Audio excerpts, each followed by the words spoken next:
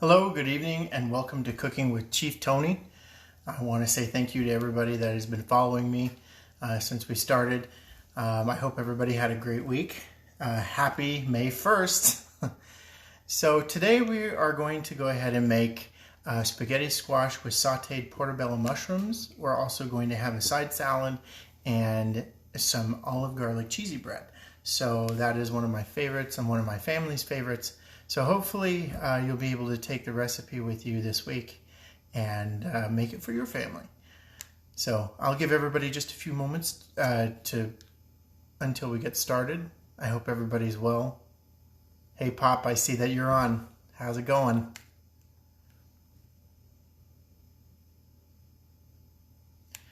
All right, so we'll give everybody just a few moments. It's warming up here in Vegas. Hopefully it's nice and cool wherever you are. All right, well, let's go ahead and get started. We're gonna go ahead and do our normal. We're gonna get our apron and we're gonna go ahead and get ready to wash our hands. Hand hygiene is always important. So I'm just gonna set you down here real quick. We'll go ahead and get started and we'll get going here. So again, I hope everybody's doing well. The Chief is going to be making spaghetti squash and portobello mushrooms, sauteed portobello mushrooms, and I'm going to have a side salad with some olive garlic cheesy bread. So some of you have seen it in my other videos. I'm making it again. I'm doing a little different version, just not too different, but just enough to call it interesting. So I hope everybody's doing well. Happy May 1st. One of my easier recipes to do.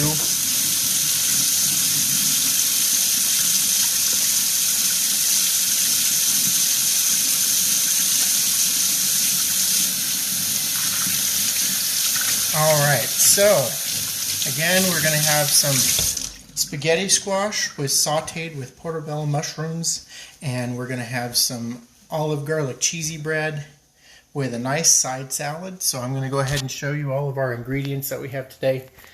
We've got Munster cheese for our olive garlic cheesy bread. We've got minced garlic. We've got our portobello mushrooms. We got our salad back there. We've got Parmesan cheese, and I've got some 4-cheese blend.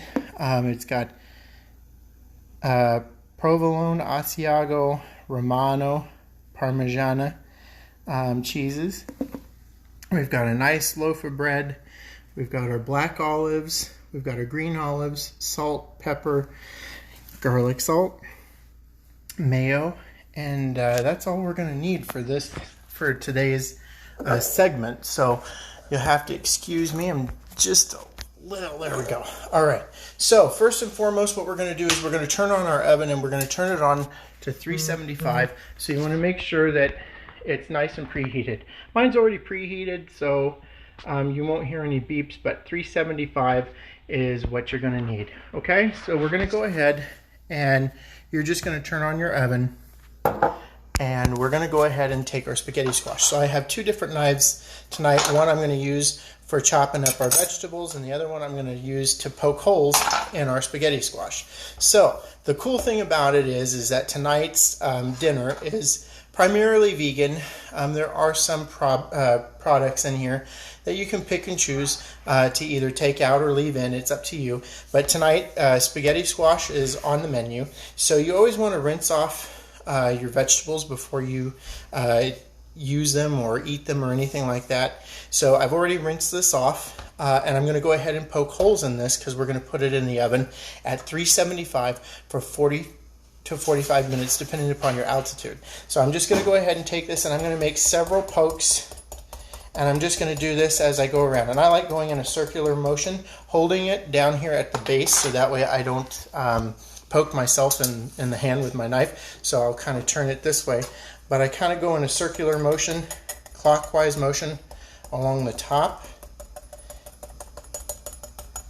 and then I just kind of rotate it a little bit, and this will help cook the inside as we put it in the oven, and plus it just gives you enough pokes. Now you can use a fork for this. I tend to go with a knife just because this actually penetrates it a little bit deeper than a fork, and I just prefer it this way, but you can use a knife or a fork as well if you like.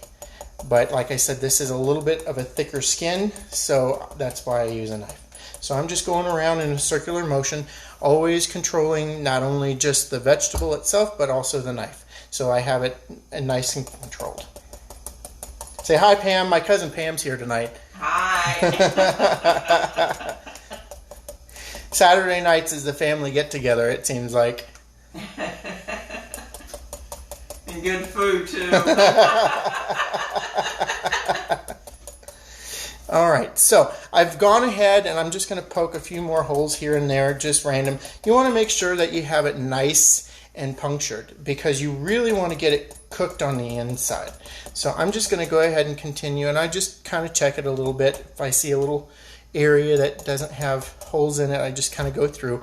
But as I said, I kind of do circular motion. So I'm going to put that knife down in the sink. And what I'm going to do is I'm just going to kind of show you, you can see some of the marks already. So what I'm going to do is I'm going to take you with me. My mom says hi, by the way. All right, so what I'm going to do is we've got our oven on at 375. And what I'm going to do is I'm actually going to take one of my cookie sheets, and I'll kind of show you here in just a moment. We'll take one of our cookie sheets, and it doesn't have to be oiled or anything like that. And what we're going to do is we're just going to go ahead and set this on the tray itself, and then we're going to put it in the oven. So I'll show you. So I'm just going to set that down there like that, no foil, no nothing, and I'm just going to go ahead and put it in the oven. So I'm going to set you down here, and we're going to put it in the oven real quick. There we go. So again, let your oven preheat to 375. This is going to cook for about 40 to 45 minutes. Of course, depending upon your altitude, will depend on how long it needs to cook, how long it doesn't. And I'll show you it's going to roll on you, so, but you want to make sure it's in the center as much as possible. Okay, so I'm going to go ahead and bring that up, and again, it's at 375. I'm going to put the timer on for 40 minutes, set it and forget it. So I'm going to go ahead and move on back to my bread over here.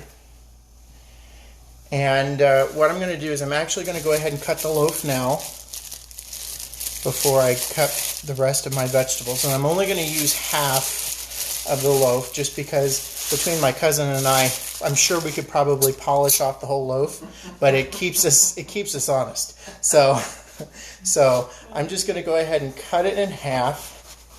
And I always do the bottom part first because that's actually the toughest part of the bread. So especially when you have a good knife like this that I sharpen, you get good clean edges. So that's also another reason why you want to use the bottom part of the bread when cutting first.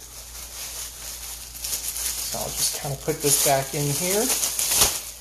All right. So we're going to go ahead and move forward. I'm just going to go ahead and open this up real quick. So depending upon, sometimes the bakery will actually open it for you. Sometimes you will have to open it yourself. Does it really matter? No.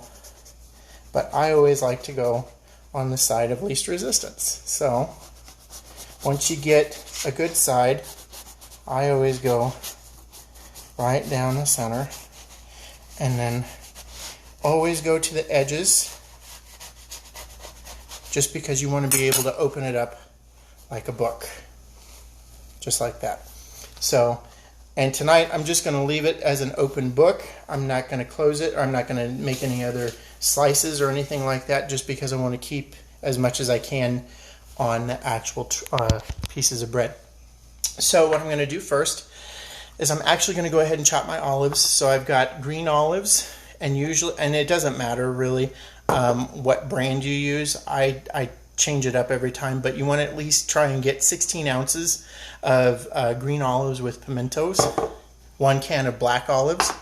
So I've done this before in some of my segments where I've actually shown you how I actually chop up my olives. So as you can see, they roll all over the place, and when you want to try and chop them, they start flying all over the place. So what I do is I smash them down first with the side of the blade, so that way it keeps them from rolling and you have a good handle on all of your olives. So I'm just going to smash these down just a little bit. You don't have to completely smush them, but just enough to keep them from rolling. and then you just chop them like that. So I'm not gonna completely mince them, but I'm definitely gonna chop them up because you don't want big giant chunks of olives in your bread. So I'm gonna start with my black olives. Can I shoot you the other half of the bread? I'll make some when you come and visit me, Mom. How about that? Better make the whole loaf. Thanks, Jason. No, the chief is trying to lose weight, and he's doing good so far. And that's just evil, Jason, because you're a fellow chief. You should know this by now. All right, so I'm just chopping these up here. All right. So like I said, it doesn't have to be minced, but you want to definitely